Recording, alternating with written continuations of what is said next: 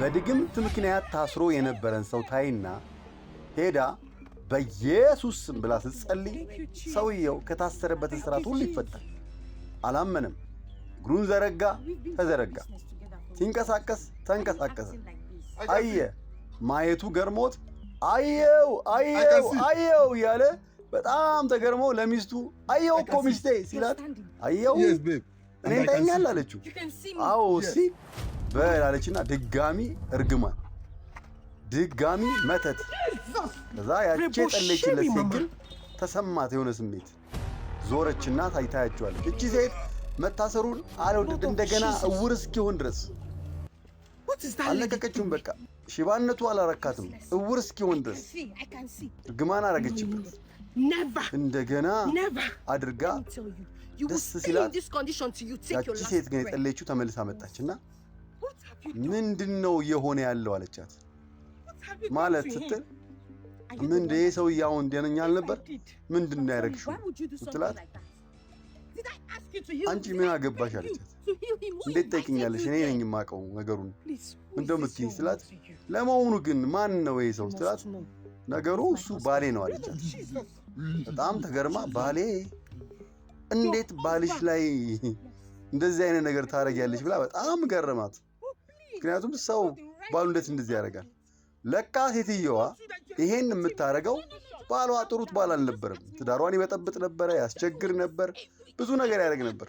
ከመቸገሯ የተነሳ መፍትሄ ፍለጋ ያደረገችው ምንድነው? ጥንቆላ ቤት ነው።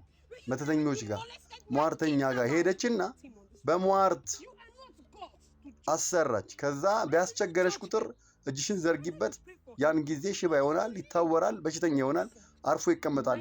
አንቺ በንብረቱ ትጠቀሚያለሽ፣ ሰላም ይኖርሻል፣ ቤትሽ ይባረካል።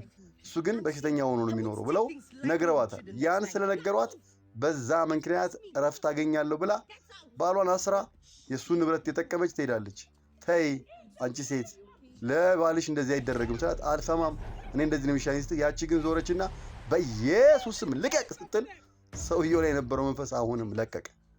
እሷ ላይ ያለውን መንፈስ ሁሉ አሰረችው። ሰውየው ተፈታ። አየው ማለት ጀመረ። ደስ ያለው ብድግ አለ ከዊልቸር ላይ ተነስቶ አየው ሲል እቺ ግን አሁንም ይሄ ሰውዬ ካየማ አልችለውም ብላ መልሳ ልታስር እርግማኗን ብታደርግ የለም።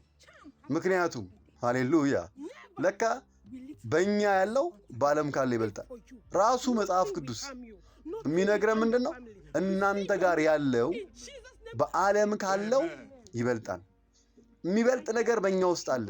እግዚአብሔርን ያመንን ቀን መንፈስ ቅዱስ ወደኛ ገብቷል። ለካ ዛሬ ይኸውላችሁ ግራ ያጋባችሁ ተስፋ የቆረጣችሁ ሰዎች በኢየሱስ ክርስቶስ እመኑ። እሱን ያመናችሁ ቀን ነገር ይፈታል። ደጋሚ ቤት ምንም መፍትሄ የለም። ሟርተኛ ቤት ምንም መፍትሄ የለም። በሆነ ነገር መፍትሄ ያላጣጣ ብላችሁ ሄዳችሁ የምትሟርቱ ሄዳችሁ የሆነ ነገር የምታደርጉ እዛ ነገር የለም።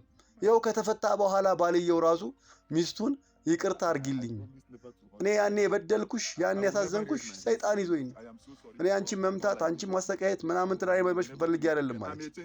ከዛ ይኸው እሷም ኃይል ለካ የእግዚአብሔር እንደሆነ ስታቅ ይቅርታ አረገችለት። ዛሬ ይኸውላችሁ የተወሰደባችሁ ይመለስላችሁ። ሰይጣን ሳታቁት የእናንተን ነገር የቀማውን ነገር ይመልስ። በተለያየ እርግማን ምክንያት ዋጋ እየከፈላችሁ ያላችሁ፣ እያለቀሳችሁ ያላችሁ፣ አንገት የደፋችሁ፣ ተስፋ የቆረጣችሁ በኢየሱስ ስም ነገሮች ሁሉ መልሰው በእጃችሁ ይግቡ። የተወሰደው ይመለስላችሁ። የተበላው ይተፋላችሁ። ቤል የዋጠውን ይተፋል እንደሚል የተዋጠ ይተፋላችሁ። እግዚአብሔር የሚገባችሁን ሁሉ ይስጣችሁ። በኢየሱስ ስም ነገሮች ሁሉ ይለውጡላችሁ። እግዚአብሔር መልካምን ነገር አድርጎ በእናንተም ቤት ሰላም ይሁን። በኢየሱስ ስም ተባረኩ።